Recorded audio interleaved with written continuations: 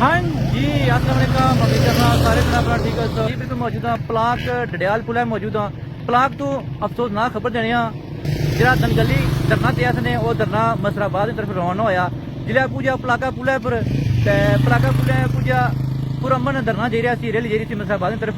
इतना पलाका ने मकाम पर जनाब पुलिस ने जनाब उन्होंने पर शैलिंग की है डायरैक्ट फायर मारे ने सारे इलाके ने नौजवान खलते सन पारले नक्के पर पुलिस वाले खलते सन राले नक्के पर सारे नौजवान तनोटा जनाब उन्होंने की डायरैक्ट फायर मारी ने जितने सारे तनोटा ने मुड़े सन जेडे मुड़े सन पलाका नौजवान ने शहीद हो गया जनाब तक सकने पूरा अमन लोगों की उन्होंने डायरैक्ट फायर मारे पूरे डडियाल से टिकवारी से एमरजेंसी नाफत हुई है बाकी जनाब पलाक के मकाम पर चेक कराने पलाक पुल जरा पलाक अड्डा आ इतना जनाब पूरा इतना ज्यादा रश पे सी एंबुलेंस जनाब दे रही आई रही अस्पताल खड़ी ने जख्मियों की बहुत ज्यादा बंदे जख्मी हुए इस इलाके ने खास करके सारे इलाके ने बहुत नौजवान जख्मी हुए दो शहीद नौजवान लेकिन जो शहीद अल्लाह ताला जल्दी करता है पूरा अमन ने जनाब रैली पर डायरैक्ट फायर किए डायरैक्ट फायर उन्होंने किए जो जनाब सामने पार नके खलते सरपाली साइड पर अल्लाह ताला उन्हें जनता करता है जो शदीद जख्मी बेशुमार जख्मी हुए जख्मियों की कोई तादाद आई नहीं बहुत ज्यादा जख्मी हुए जनाब से जख्मी क्या सूरत हाल है क्या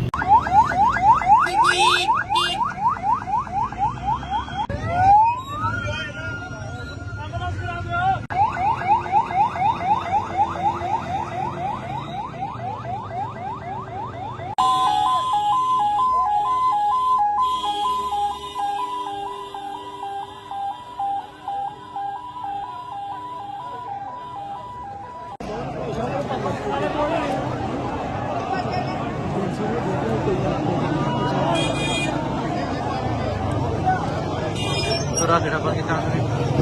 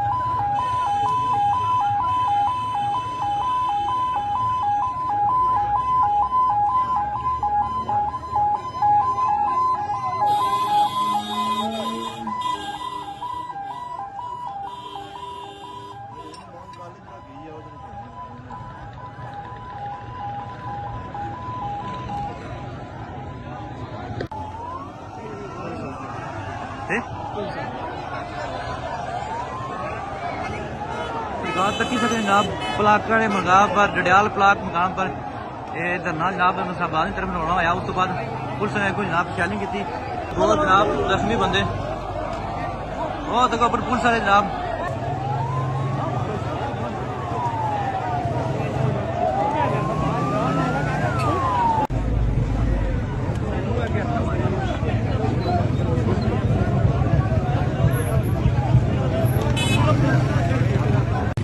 जी एम्बुलेंस सबकी इतनी ज्यादा पलाका बहुत बड़ा जनाब इतना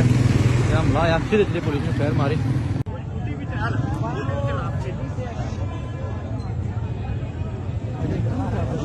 इतना पुलिस ने स्कूल पुलिस वाले जिन्हें गोलियां मारिया इस स्कूल पर पुलिस वाले सारे रैश पजीर सन जिन्हें सीधे सीधे फायर मारे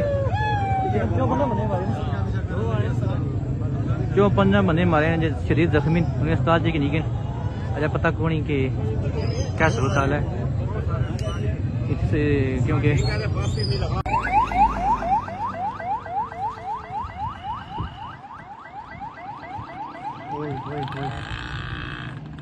हाँ जी बिल्कुल सरकार है तुसीं अपडेट दी है हालात काफ़ी खराब सन बहुत ज़्यादा हालात खराब सन सिस्टम होया इतों दनगली तो जिला एक्शन कमेटी रैली गई ना इन्हें अस पूरा अमन ना जिले पुजदे न पलाक पुल पर उतों मुड़ता है वो जरेले पासे अपर चढ़ने की कोशिश की जिले अगे लगे सन जरेई गाला जरा इतना पलाका उस लगे सन कंटेनर वो कंटेनर जनाब उन्हें पिछा करी हुए पुलिस वाले खलते नक्किया पर पुलिस वाले बुनने सन नक्किया पर पुलिस वाले नक्किया परों जे अबर सी सारे भैन भरा उन्हें नहीं पता रहा सर्वसा को किसे राबते करन सब तो पहले तुम बने एक पलाक ना फरीद बंदा सी जो शहीद होया पलाक अड्डे रहने वाला सी एक वो शहीद होया उस तो बाद एक और बंदा शहीद होया उसका पता नहीं चलिया जे तरनोट ने बंदे सन जरे तरनोट ने बंदे सन तुम वो दसने क्योंकि ओवरसीज पेना भरा पुछने हो सन हर बंदे को सबसा कोनी पहले जनाब चौधरी अयूब गुज्जर ਜਿਹੜੇ ਫੌਤ ਹੋਏ ਗਏ ਖੱਡੇ ਵਾਲੇ ਟ੍ਰੈਫਿਕ ਚਲਾਉਣ ਵਾਲੇ ਸਨ ਉਹਨਾਂ ਦਾ ਮੁੰਡਾ ਸੀ ਜਿਸ ਇੱਥੇ ਗੋਲੀ ਲੱਗੀ ਹੈ ਇੱਥੇ ਗੋਲੀ ਲੱਗੀ ਹੈ ਉਹ ਸਰਕਾਰ ਉਹ ਸਿੱਕੇ ਪਿੰਡੀ ਕੀ ਨਹੀਂ ਗਈ ਕੋਈ ਪਤਾ ਨਹੀਂ ਸ਼ਦੀਦ ਜ਼ਖਮੀ ਹੋਈ ਗਿਆ ਉਸ ਤੋਂ ਬਾਅਦ ਜਨਾਬ ਮਲਕ ਖਲੀਲ ਤਰਨੋਟ मोनीब उसकी लगे 2 फायर एक कितना फायर लगा तो एक ने इधर उधर लगा एक वो आई गया उस तो बाद जनाब सैयद वजाद शाह तरनोट ना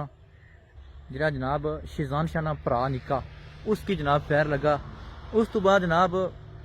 दुआ बलाल जरई ना उसने भरो की फायर लगा उसकी लगी है रपटे वाली गोली लगी है आप दसने आमर बंदयाल रोटियां पकाने ला वो जनाब टट्ठा नक्के पर